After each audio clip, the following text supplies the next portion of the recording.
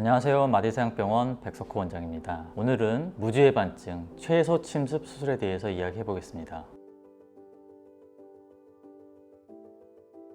무지외반증이라고 하는 것은 발에 생길 수 있는 대표적 질환 중 하나인데요. 무지라고 하는 것은 엄지발가락을 이야기하고 외반증이라고 하는 것은 몸의 중심에서 바깥쪽으로 휘는 것을 이야기합니다. 엄지발가락 주위, 관절, 인대, 연부조직 여러 원인에 의해서 엄지발가락이 바깥쪽으로 휘는 것을 무지외반증이라고 이야기를 합니다.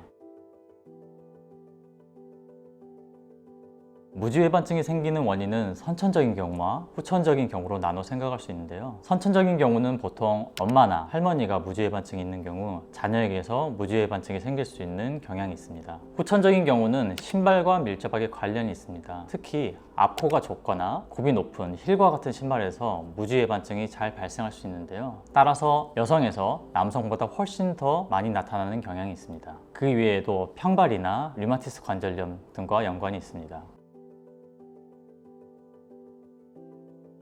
무지외반증은 경상에서 경증, 중등도, 그리고 마지막 중증 이렇게 총 4단계로 나눠 생각할 수 있는데요. 정상은 제일 중족골과 엄지발가락의 각도가 15도 이하인 경우를 이야기하고, 경증의 경우에는 그 각도가 15에서 20도 정도 휘어지고, 보통 외관상 변형이 오지만 환자분이 크게 불편감을 느끼거나 통증이 없습니다. 중증도부터는 그 각도가 좀 더 심해져서 20에서 40도까지를 의미를 하고, 엄지발가락의 내측 부분으로 뼈가 돌출되는 게 심해지고 환자분들이 불편감을 많이 호소합니다. 마지막 중증의 경우에는 그 휘어진 각도가 40도 이상으로 굉장히 심한 경우인데요. 이 경우에는 엄지발가락뿐만 아니라 두 번째, 세 번째 그 주변 발가락도 영향을 미쳐서 일상생활에 제약이 많은 경우가 많습니다. 무지외반증은 수술을 언제 해야 된다라고 정해진 것은 없지만, 보통 중증도 이상에서 환자분이 불편감이 있거나 통증이 있으면 수술을 고려하게 됩니다. 기존 무지외반증 수술은 발가락을 어디서 절골을 하는지, 절골하고 고정은 어떻게 하는지, 연부조직은 어떻게 처리하는지에 따라서 매우 다양한 방법이 있고, 이 방법은 150가지가 넘을 정도로 매우 많습니다. 이 말은 어느 하나 특별하게 좋다기보다는 각각의 수술이 장단점이 여러 가지가 존재하기 때문에 수술하는 의사마다 각각 수술 방법이 다르고 매우 다양합니다. 허나 모든 수술의 공통점은 하나입니다. 발가락 모양을 반듯하게 하고 통증과 불편감을 조절해 주는 것입니다.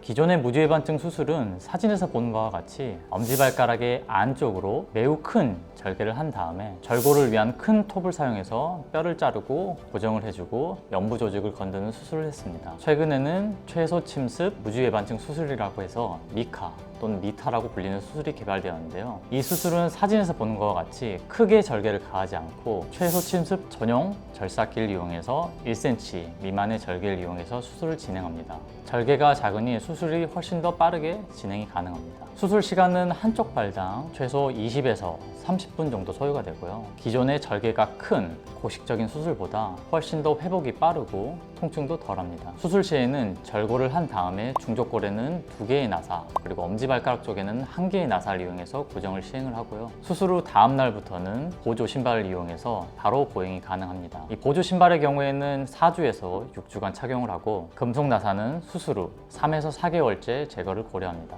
정리하면 최소 침습 무지외반증 수술은 기존의 수술보다 매우 많은 장점이 있습니다. 첫째는 절개가 작기 때문에 상처도 작고 회복이 빠르고 통증도 덜합니다. 둘째는 수술 시간도 기존 수술에 비해서 절반 정도로 매우 짧아졌습니다. 셋째는 통증이 조절되면 보조 신발을 이용해서 바로 보행을 할 수 있다는 장점이 있습니다. 마지막은 회복이 빠른 만큼 입원 기간도 매우 짧아서 2박 3일 정도면 충분합니다. 이상 마디사양병원의 백석호 원장이었습니다.